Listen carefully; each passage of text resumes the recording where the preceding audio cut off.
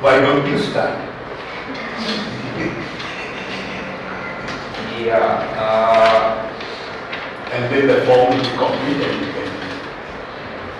No, I think it's too. See, I am still not have absorbed everything you have said. That's why I'm not able to start very well. I do think that the idea that power is pervasive. I agree with that, but I agree with it from the Foucauldian perspective. Is that you see, whenever you think of any society or anything, it is built of relations. So, for example, and again, when you look at, for example, if you think of a society as a structure, right? You don't have elements which have independent existence. So, like the bricks I can take out, etc., etc. House is a room is built of it. The bricks exist, and then I bring them, and the fans exist independent of rooms. But that is not how social structure is constructed. I generally think of it in terms of family. Family is a structure, okay? But fathers don't exist independent of children, right? The relationship between father and children. Wife does not exist independent of husband. Husband does not exist independent of wife. All these mothers don't exist independent of children. Children don't exist independent of parents. All these are relations. Individuals may exist, but the family as a structure exists only in relation. If you bring the relation asunder, the whole thing falls apart. There is nothing inside. And these relations are essentially, in a way, that when they're constructed, they come together. That's where the pervasiveness of power and what you said about gravitation, in my opinion, right, has a relation of power in it. So the power is always invested in any structure we try to locate. So and so to understand that structure, you need to understand power and how it operates in that dynamics. So that's why I say that the idea that indeed freedom from power is a notion which freedom from structure. Yeah, is a notion which is very difficult in this way of thinking that how can you be? And this is the way I personally think. I have not read this thing. Think in terms of a relation, family relation in which you have a husband-wife relation, which is always in a patriarchy you have a one-way power relation to a large extent, not always, but power relations are never like that. But you have a one-way power relation. Husbands usually have, when it comes to things of that matter, more power over wives in the traditional family structure. But if you look at the relationship between lovers, the power relations do work, but the power keeps shifting moment to moment, right?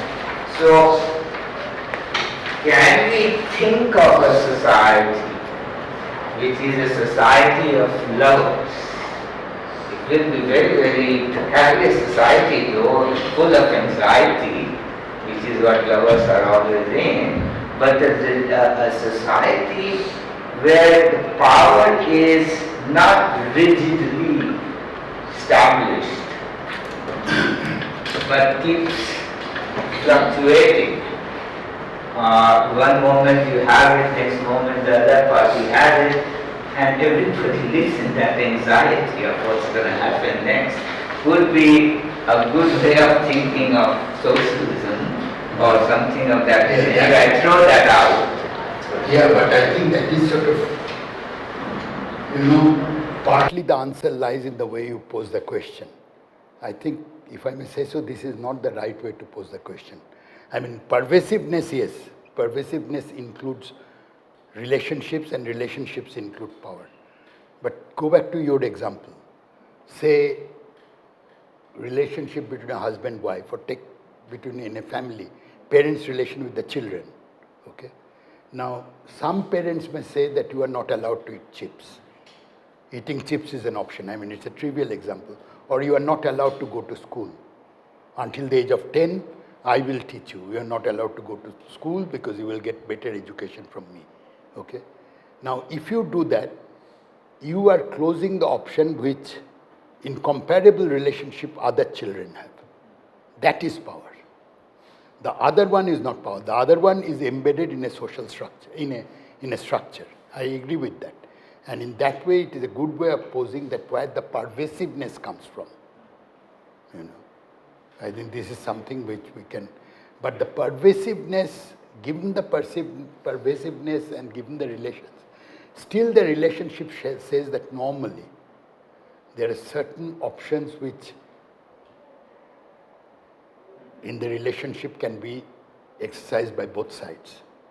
You know, and when one side is able to close the options of the other side, or shrink the option of the other side, you have a manifestation of power.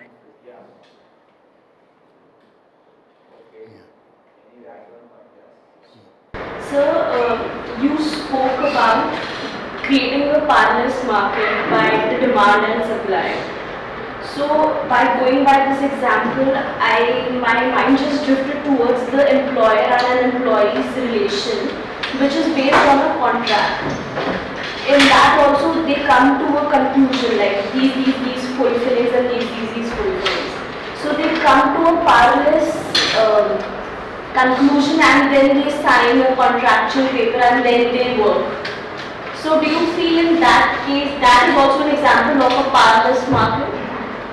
Or maybe if you take a lower example of a master and a maid, if a maid comes to a master, they come to a common conclusions of that you do all these deeds and I'll pay this amount. And are you comfortable with it? The maid, the master asks the maid, and the maid also asks, are you comfortable with like both whether the both parties are comfortable with the idea? If yes, then they go forward with each other. That's a good answer. Yeah, I understand. It's an interesting question, and I think it is partly related to him. And this is, by the way, the subject on which the Nobel Prize, the so-called Nobel Memorial Prize this year, I know Oliver Hart at least. He has been working on this for quite some time. This, the notion of contract, of a fair contract. Yeah. Now, you see, the first part of the answer is what he has already given. I mean, to the extent, let us say you have a master-servant relationship, or a, maid or whatever it is, or a employer-employee relationship, there is already embodied in that relationship certain notion of power. It may be one way or other way. This is what people like Galbraith were trying to get in terms of countervailing structural power, that both sides more or less have equal power. That is not contract. That is actually, it is really the way you institutionalize the whole thing. In an area, if you think, because you give the example of domestic helps, if you take if I'm going for a job, if I'm in a strong trade unionized sector, there are certain contracts which I will accept, which I cannot accept, because it will be going against that. That is a highly unionized, organized sector. In an unorganized sector, it would be a bilateral thing, right? So, and you can immediately see that there is a difference between the two, because which is in the relationship, the social relationships, what he was talking about, okay? That is the first part. The second part is now, if you have a particular case, let's say either a generic case, like let us say the information industry, or a particular case like between a master and a servant. Okay. If you take that case, Now, what contract I offer and what contract you are able to choose. In the contract offer, I might already make clear that you as a woman, if you are working for me, you as a woman would not have your any time off during the 8 hours. So you might have a 2-year-old child at home and so on.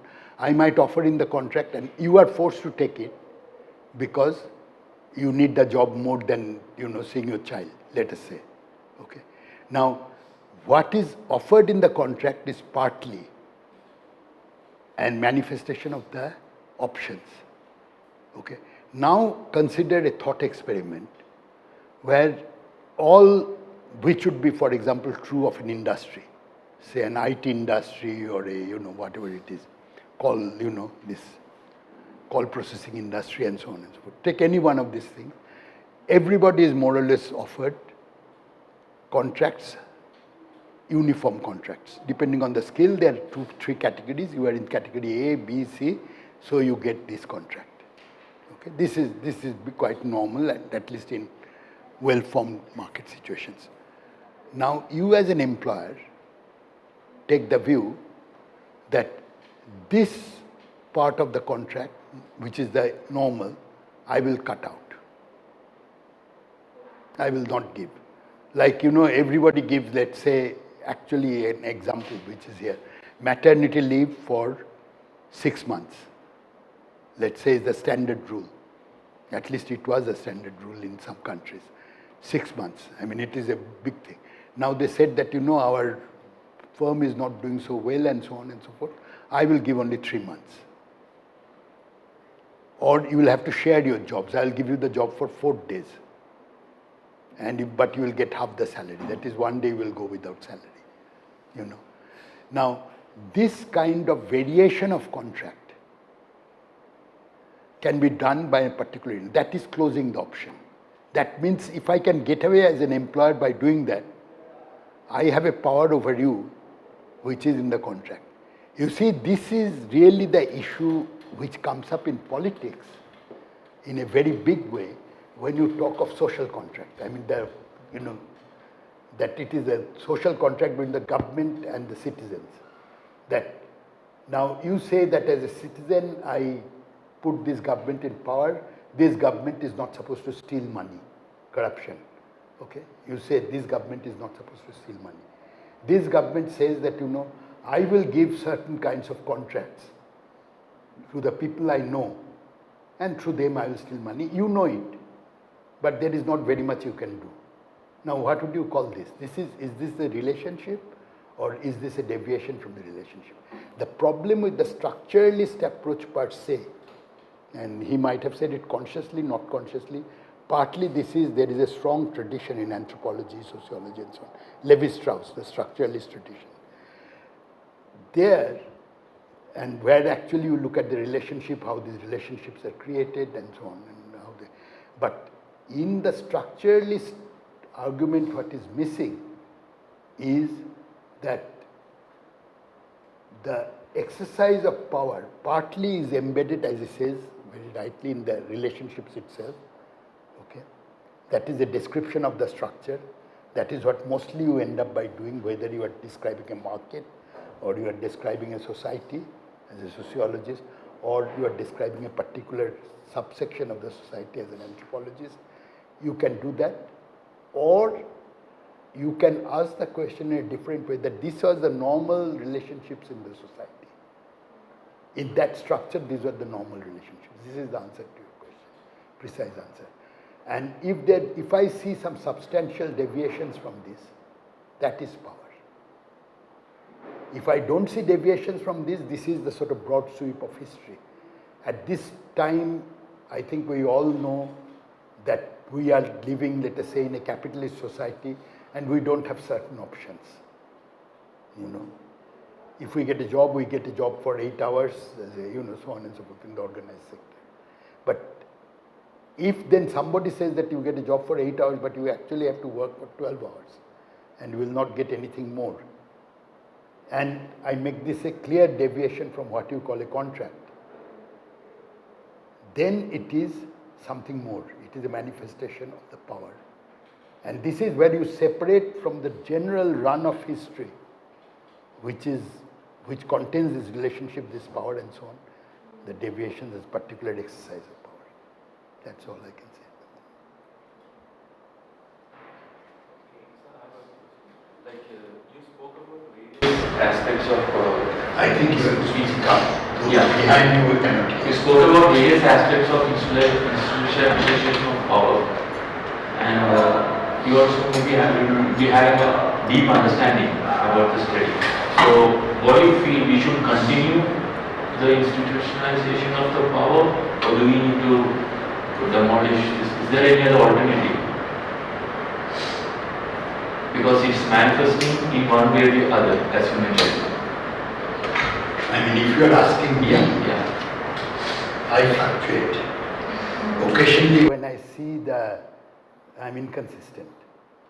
I'm sorry to say that when I see sort of very bad manifestation of power, like I said, and corruption is a trivial example, but people deliberately twisting laws, like, recently I've seen in land acquisition, very deliberately government, it is not corruption, they are just changing the law.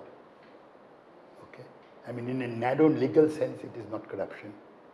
Let us say, any government, I'm not talking about a particular one. It's a change of law, and thereby you close a lot of people's option to do certain things, to be simple farmers, let us say. Okay. Now, in those cases, I feel I should fight on their side, that those options have been closed. On the other hand, certain options are being closed.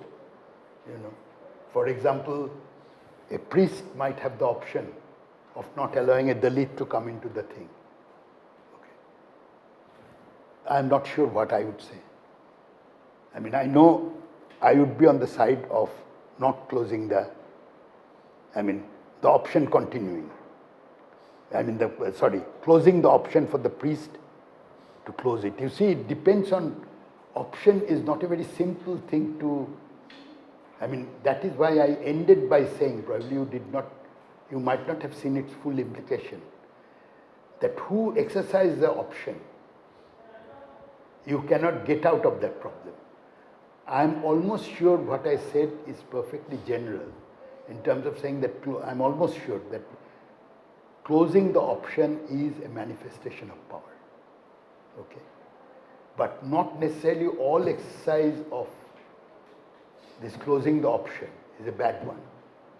And you see everyday example, on which you yourself, if I ask you, for example, this triple talaq which is going on, or this, if we sit down and if we discuss it, not like the TV junk where it comes in this, but actually in a serious way, you will immediately see that, people have views that whether the option should be closed or not. In a power situation, it's quite genuinely there are arguments on both sides in many things like this. So, depending on which option is being closed, much more than which option is being closed, who is closing the option and which option is being closed. I don't think you can answer this question. I teach in JNU, and many of these people I have talked to, whom you have probably seen on TV and so on, that, Azadi, Manu Baat se Azadi, is se Azadi, the Kanhaiya Kumar and so on. You see, it is good to have an utopia, but it's also necessary to, and the purpose of this sort of a lecture when you are a student is really to know that it is not at all bad to have an utopia. I think it is, I'm all in favor of people having utopia, whatever is their utopia. But at the same time, not to have the power to depackage it that's a dangerous thing. Then you end up by being a, dogmatist and so on, Like I hear, even when recently all this was going on, but somebody who was on the other side. But sir, don't you believe that Hinduism is still the best and most tolerant religion? Asking me that you said this, and Kanhaiya Kumar and all these people said. So I said, why do you say that? Now, you see, you cannot close his option. I don't mean in freedom of thought or freedom of speech or all this kind of big words. But basically, if somebody wants to believe and somebody wants to say, but if The option is that I would close your option, thereby. I would not agree to that in the case of being a Hindu or a Muslim or whatever it is, that in religion. Similarly with, teaching in the local media, the vernacular in language rather than English and so on. Each one, if you think that deciding on who is doing it and with how much sincerity, who is closing the option, I don't think independent of that you can say it. Triple talaq is the most obvious example. You think about it and you will see it also. That's why I said I fluctuate depending on who is doing it and so on. I was trying to understand this idea of power, what you said, the ability to close down options. So, can you explain to me the situation that, so the government through RT gives the special vouchers for children to go to private school, the 12th, the EWS section. The government gives them. So the private vouchers for the students to access the private schools and the certain number of seats reserved for them. So can you explain this idea in this situation? Because what I'm saying is they are opening a certain option for the students to access this. What you are probably unknowingly touching on is one of the deepest areas of liberal philosophy, started by Hayek. I don't know whether anybody was told you, the road to serfdom and so on, and whom Milton Friedman and all these people followed. You see, Hayek was very much in favor, again on a very contemporary thing which the current government is saying, minimum income, minimum universal income. Okay. Now, somebody who was a very sort of conservative, aristocratic man, said that there should be minimum income for every citizen, which sounds very, but the reason he gave is because you give the minimum income so that the market system can work. And then you don't need a government and so on. The government's only function would be to provide or make sure that people have the minimum income. Okay. Now, in the process, they also opposed any kind of rationing. That if you say that there should be public schools, corporation schools, public schools and so on, where disadvantaged children will have to go who do not have the money, you give them some money. If you remember Tom Weisskopf's lecture, that you give them some money. The reason why they wanted to give, people who are on the other side said that you want to give money because you want to expand the scope of the market. But what you should really do is provide certain kind of basic, which is the function of the government. This is a sort of, if you like, the social democratic argument and so on. This was the fight. Now again, depending on, the question which you ask, it was first tried in Latin America, in Uruguay. This, giving coupons for, and in America this means testing for food coupon and so on and so forth. You give the coupon because you say you have to spend it on this. It's an infringement on your personal freedom. Looked at from the point of view of Hayek, that it is an infringement on your personal freedom that you have to spend, you get the money, you spend it on food. What stops me from spending it on alcohol? If I want to blow it up that way, this is my personal freedom. And this is actually what the state, this is where, does the state have a right to close options? I could say no, individual options, okay. The answer, I think there is a simple commonsensical answer to this. And the commonsensical answer to this is, if the state does not have the right to close options, the state also does not have the right to create options.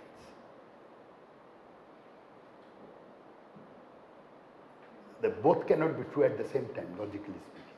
If I had a debate with Hayek or Milton Friedman, I would have just pointed this out. Both A and not A cannot be true at the same time. If you say that, this giving money, it has been for a long time, and that is one. Giving money is a better option because that maximizes the individual's freedom. And all liberal economists, politicians and so on find it very attractive because it seems to reduce the role of the. But the government is giving the money. If you want to close the, which gives the, if the government can create option, then the government can also close option and vice versa. Can I you see, couple of things I would like to put in here. One is that the opening and closing option of the government. So obviously if government is giving money, it is taking money from someone. Right? So when it is taking money from someone, presumably people who have money, it is closing some of their options, right? And then opening some options for this. It's a redistribution. It is closing and opening. So that would be my one point. The other point is that, maybe I'll make two points. One is that in this whole debate about universal income, even higher government and his ideology, particularly in Indian context, we have to recognize corruption, which is endemic in the process of delivering any. So when we say state should deliver this, schooling, health, this, that, and food, and etc., we know that it simply does not go there. And year after year we have known that, and making more of inspector over inspector over inspector. Well, maybe this is true of the ideal one, not true of us. But it only, this government will soon realize that even if you stop it at the ministerial level, which I doubt that they have, this will not change anything. This is what will happen, because the bureaucracy is well-settled to this whole business. So one of the reasons why people are talking, or I personally think, is to cut through this, because otherwise seems to be no. This country is so corrupt that even I had never thought of this. That when this notebandi happened, and I'm sure Modi also never thought of this, people who had a lot of these cash, just let them put it in the bank. Because they know the bankers at the local level, they are powerful people, and the whole power network knows they are all corrupt. And they also know the income tax officer who, if they will have to ask questions, they know how to deal with the income tax department or any of these departments. And not only people put their money in the bank, they put even the fake money in the bank. So they launder the money through this scheme. So that's how corrupt our society has become. And so if we don't take that into account, the whole mechanism and how to deal with that, we will fail time and time again by asking the state to do something. Now on education again, I do think that education is a very, very tricky issue, because on the one hand, you are dealing with children, and there will be absolutely no moral grounds here to discriminate between children. So it makes absolutely no sense that you could somehow defend that somebody with more money, their children should get better education, right, than the others. So here it is very important that education should become at least primary and secondary school level education, which is compulsory, should be equal to everybody.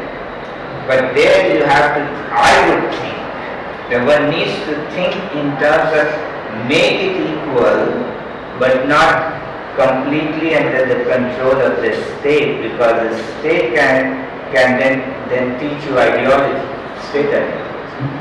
So how to make it universal and equal, publicly funded, but what is taught is not under control of the state, but maybe some sort of a community of scholars who ultimately decide how it is, what is taught, because there is a serious issue that is happening now, and it happened during Congress also, that these people will write their own textbooks. And every time government changes, you will have this, like I'll teach you this. The historian knows it better than all of us. So in history it is like in India is a running commentary, but even in other subjects that will happen. So my point is that we need to have universal education. There the argument for leaving it to the market or giving money is simply not sufficient unless you say everybody gets equal money in terms of income, total income, which will be total egalitarian society, which is not practical at this time as a political demand. You have to have two things: universal education, not two kinds. But this is what will be taught is not under direct state control. It has to be independent. Can I just say something very concrete on this rather than, you have said the problem. You know, I used to be a professor, not on a full year basis, but I used to be a professor both in Sweden and in Norway. The two countries where social democracy was particularly powerful in the 1930s and 40s as a counter to traditional communism, as a counter to sort of state socialism of Soviet Union and so on. And at that time I read quite a bit of the history of the, during the long summer and long winter nights, there was not much to do, so I read, much of the social democrats' early history and talked to friends there and so on. One of the answers to the question which they found and which I very often repeat, and if that day I was giving a longer lecture on inequality, I would have said it. There is probably one of the two most well-known 20th century economists of Sweden, Olin. Olin made a statement that this was in contrast to both the Hayek kind of people, extreme liberals, and the state, the Stalinist kind of, everything should be under the state. He made a very interesting statement. This was in the 1930, 31, something around that time. He said that the purpose of social democracy is that our purpose is not to nationalize production, but to nationalize consumption as far as possible. That was their basic unifying slogan. That you see, people should have similar consumption in terms of education, health, old age pension, and so on, as far as possible. Okay, now, how do you do it? This is the objective. But this is the best formulated in this one-liner that, the purpose is not to socialize production, but to socialize consumption as far as possible. Now, to socialize consumption as far as possible, there is one way which they found, and I have seen examples of this, I'll give you. And this is actually very simple. And politicians in India, just before the election, do it as a gimmick. Some politicians occasionally. That if you hold a public office, you must use public utilities. School, hospital, transport. So you see, if you are a prime minister, I have seen this in Norway in the early 90s, that if you are a prime minister, if you are coming to office, you will come by the tram. And if you do this, one of the problems which is saying of corruption and so on, will immediately, because if you're school, it is not a question of, who goes to what school, how much money. That way you would never solve the question. Or, which high commission of people and so on. But you simply make the rule of not, that in a certain area, if you are living, you will have to go to that school, one common school system, at least for primary and secondary school. That's in France. Everywhere. Yeah, everybody has to go to the, and in the local school. And this is particularly true if you are any servant, government servant anywhere. If you have a problem, let us say, you cannot go to a private dentist. Because, in those countries, I found out that, people have bad teeth, and dentistry is one of the highest paid professions, and you have to wait long. And if you have pain, obviously, if you have money, you will go to somebody, and dentistry became, just like education in Andhra and so on. You get an engineering degree and you go to America. Similarly, you try to do similar things with dentistry in Scandinavia later. But the answer to this is that if you are a public servant and if you are making laws and so on, you will have to yourself, your family, even under dire conditions, will have to first go to the local hospital. The local hospital has to give a certificate. That is how it works.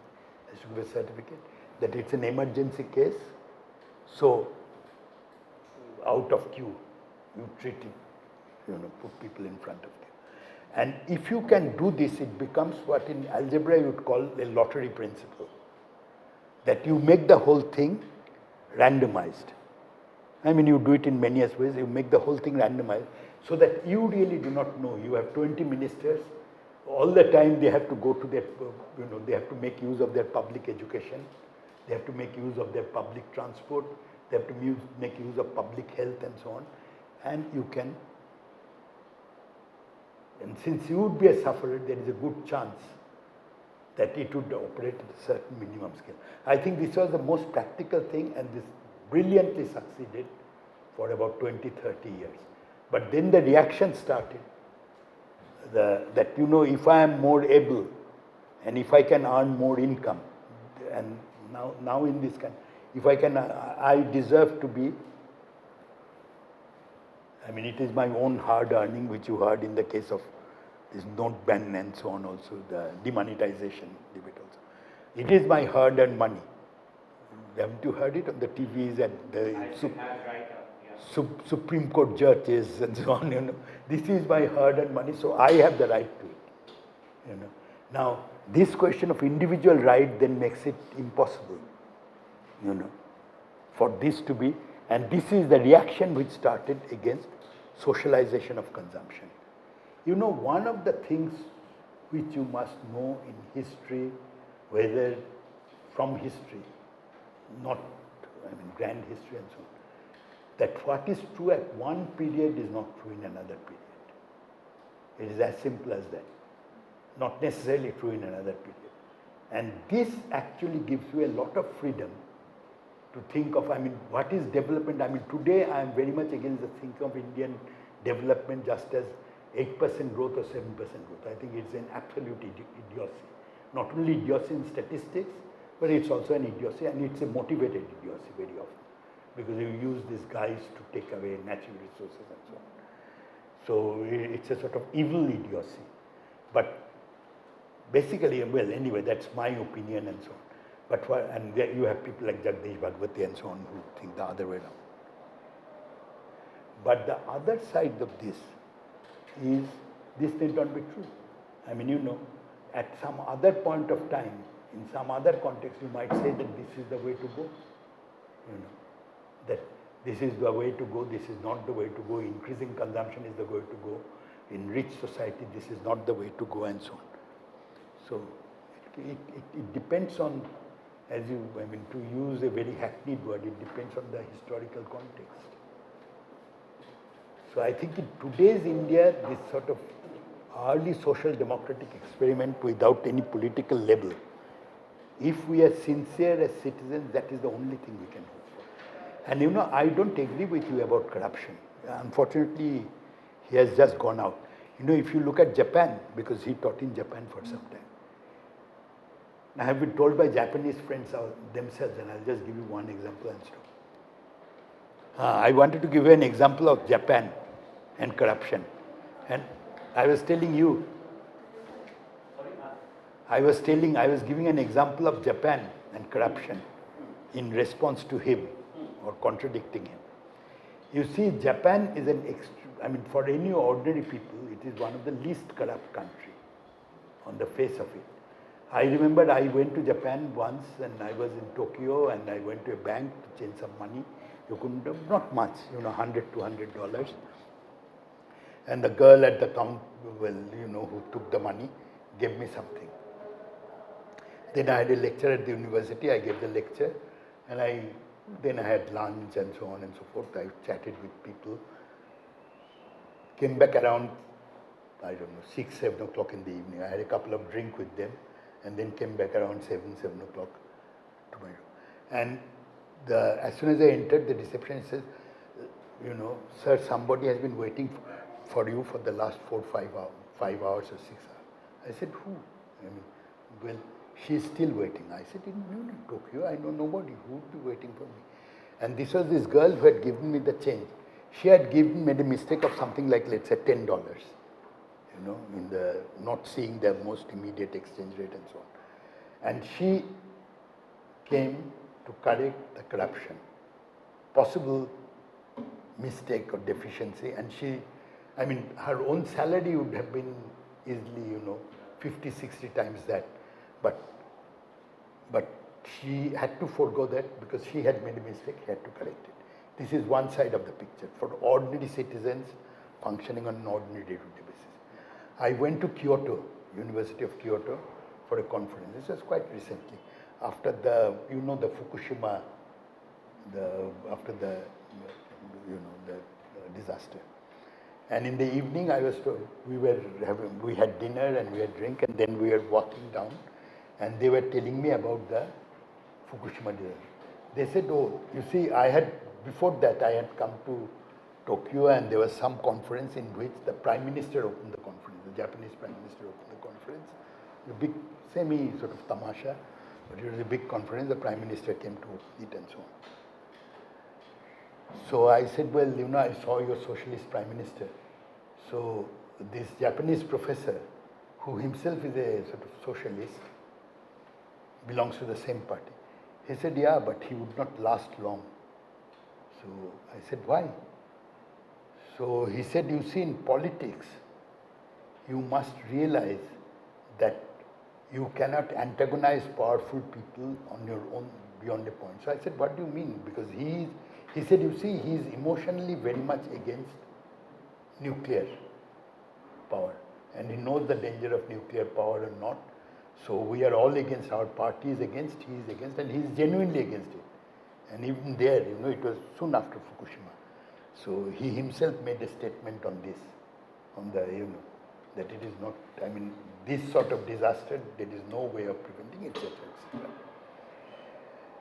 So to which I said, so he said, but you see, there is a heavy lobby which started from the time of America, when America won the war and American occupation of Japan and so on. The first round of nuclear, that Japan should have nuclear power, which the American firms would sell, it started then. So there is a very strong and entrenched industrial lobby, which we can understand, corporate interest. But there is also a very strong trade union interest, because in the nuclear industry, workers are paid about 2.5 times that of the other workers. So he said, and this is one of the strongest unions. So you see, if actually the nuclear power is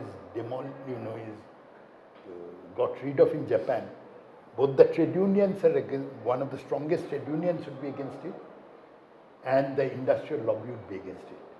And the result of this would be our Prime Minister will have to go. Lo and behold, I came back to Delhi, and it was 7 months after, within 7 months, I think it was 7 months, I counted. He said 1 year, you will have to go with it. 7 months, and he resigned.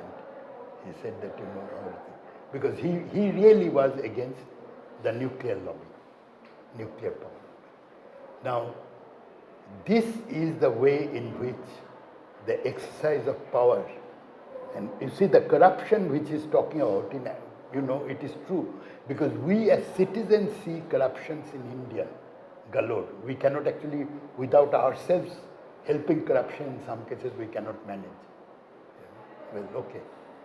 And this is a big difference with most of the advanced industrial societies. I don't know exactly how they manage to separate corruption at the lower level and the higher level.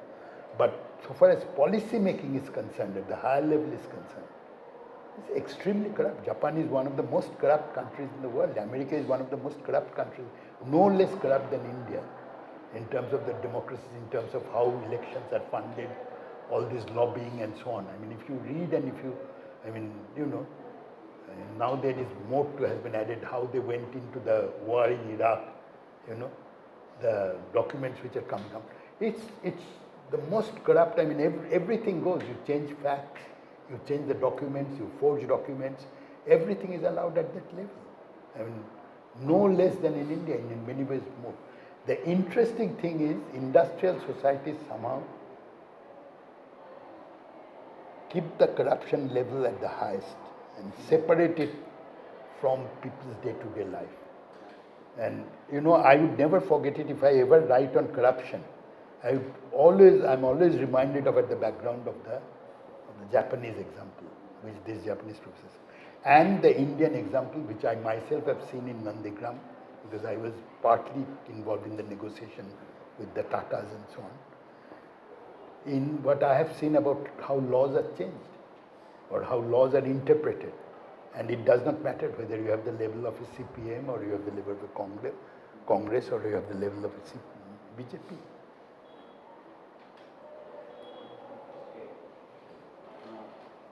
So thank you for a very interesting talk and your definition of power as the ability of someone to close his or her adversary's options is very attractive.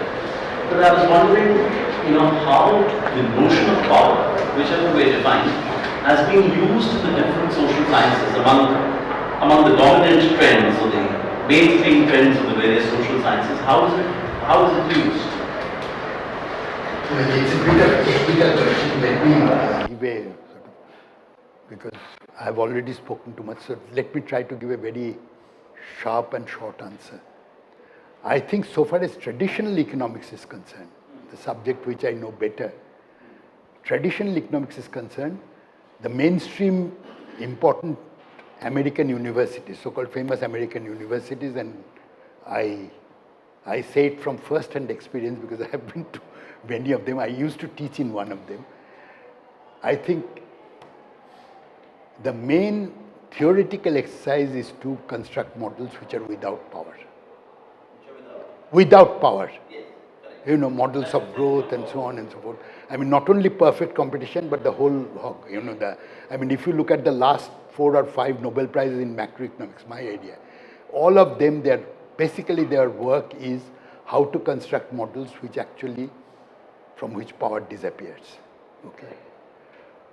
I think sociologists, and that is why there is a division, sociologists, anthropologists, historians cannot do without power, whether they want to talk about power or not. I mean, with history, the power structure moves and so on and so forth. They actually see power.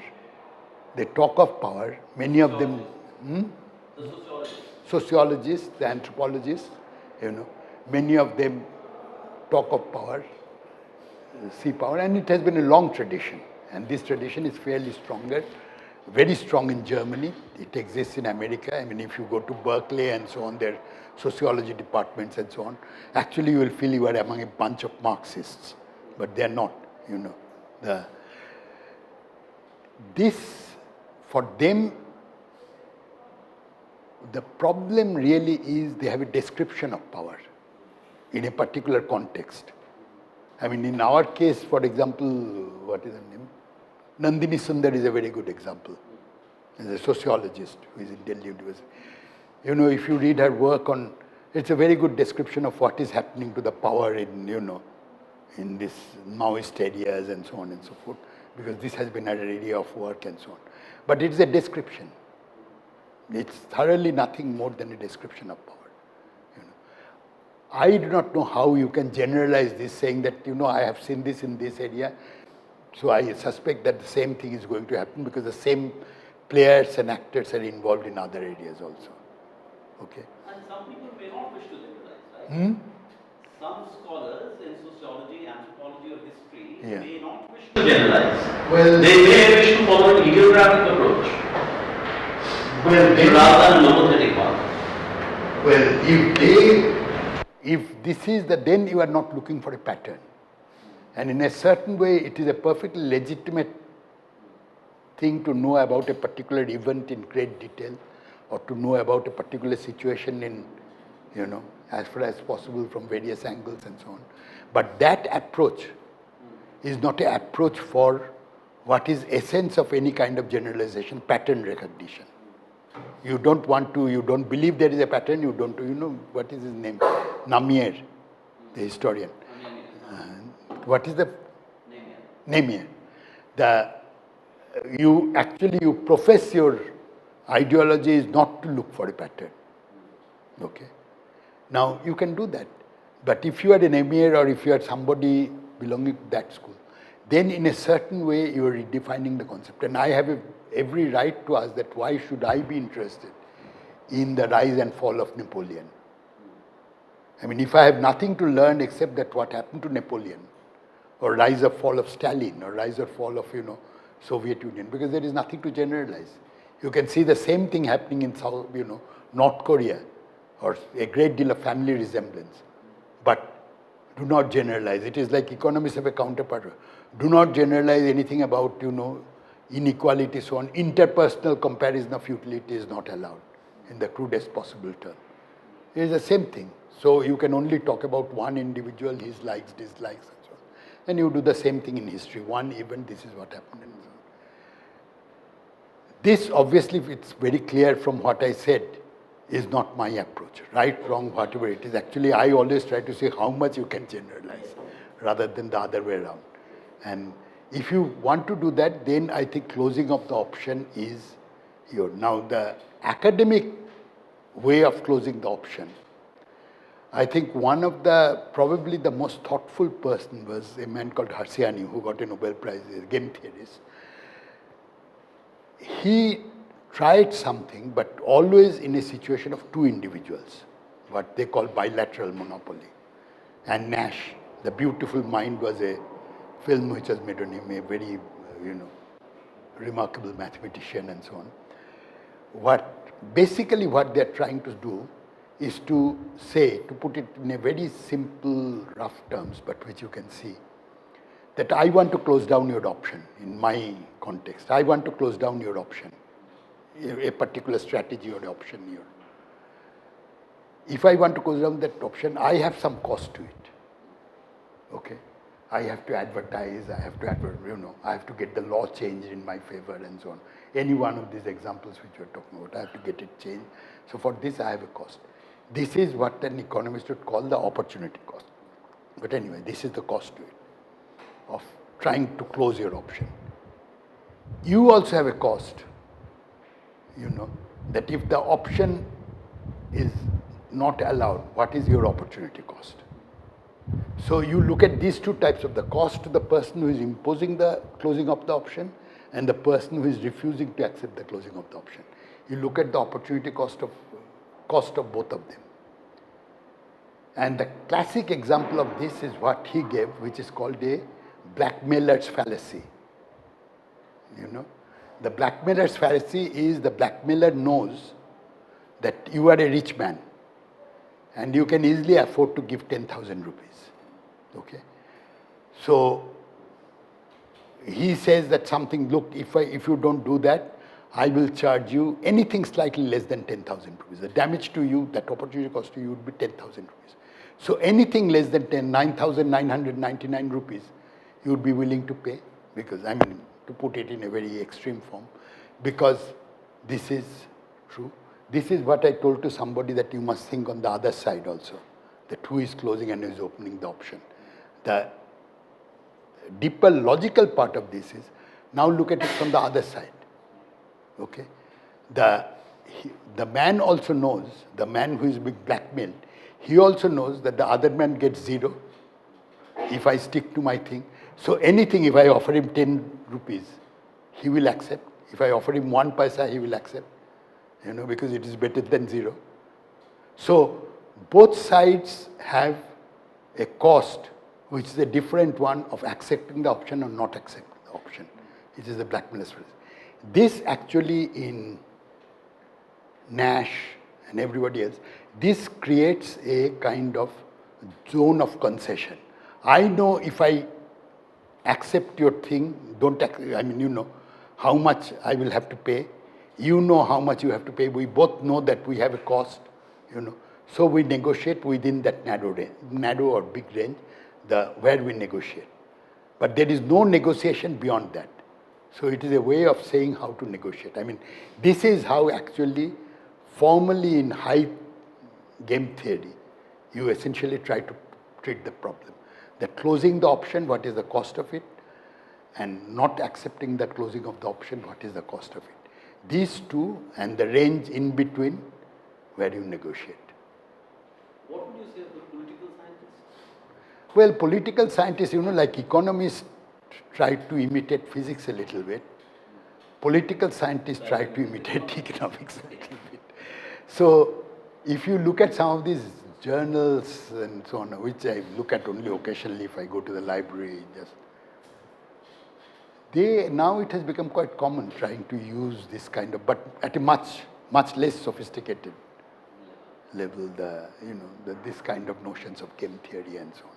But I have not seen anyone in political science strongly arguing that, you see somehow the so-called broader questions, one of the worst things which has happened to most of the subject is as powerful theory doesn't exist. You tend to pretend powerful theory can be changed by empirical research. Whether you are studying poverty, like some of my students, whether you are trying to study poverty, whether you are trying to other thing, you do a lot of econometrics, you do a lot of, case studies, whatever is the nature of your subject, and you say this is knowledge. And this should fit into what you are saying. That, I did not claim any generalization. This particular panel data, this particular field study says this. You take it or leave it. If you want to generalize, it is your risk. I have not generalized it. But you see, if you are by temperament, you have a taste for theory, you naturally try to look for pattern. Somebody gives you 5 field studies, 10 historical studies. You try to look for a pattern. Any idea about the geographers? Well, I can tell you, I know, economic geography is a big subject now, has become a big subject. And this is a case of increasing returns. That you see, why is it that some districts become industrial districts? It was the old problem of Marshall. A very well-known physicist,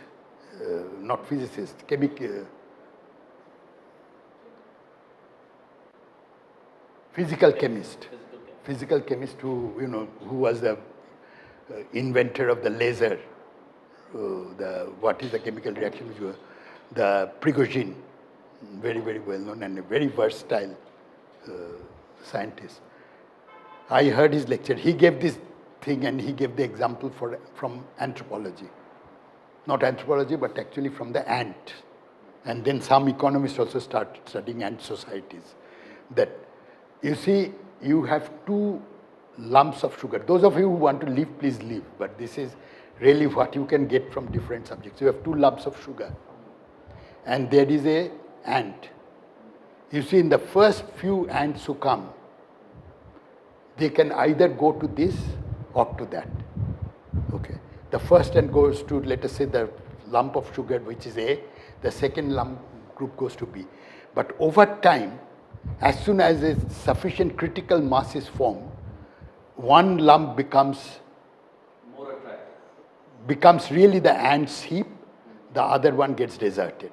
And you see this actually when you study the ant societies and the bee societies and so on. This happens all the time there. Initially it is called, order through fluctuation. You start with the first few can go this way, that way, so there is a lot of fluctuation. But then order sets in and it's just one structure. Biologists use it now to say that why is it that some cells come to the hand and some cells go to the eye. There is after all no reason why it should happen. Developmental biology tries to do it, so on and so forth. Mathematicians try to do it. There is something called a Polya process, which is a description of this process probability-wise. But anyway, whatever you do in this sort of way, you can actually talk of structures. What you are saying, you can think of a family that's a simple way, but you see, a ordered structure is something which can emerge, we do not understand, which can emerge in very many different ways. Prigozhin's actually his best book, the one which I have read, and I understood only half of it because half of it is physical chemistry. chemical reactions and so on.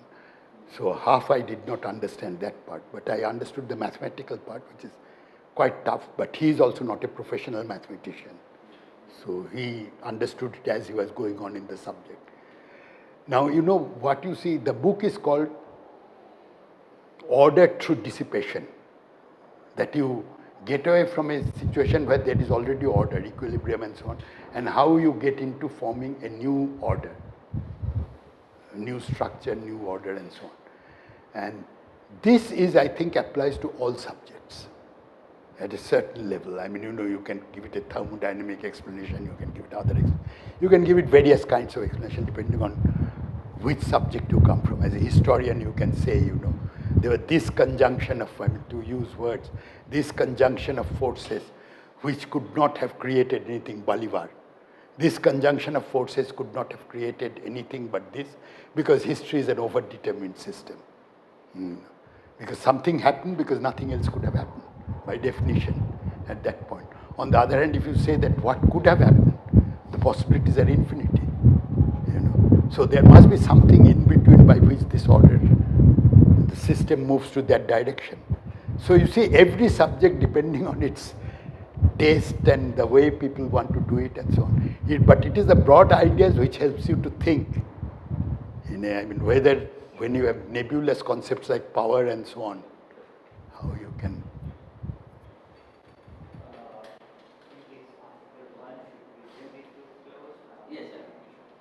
Thank you, Amit, for such a very stimulating lecture and discussion.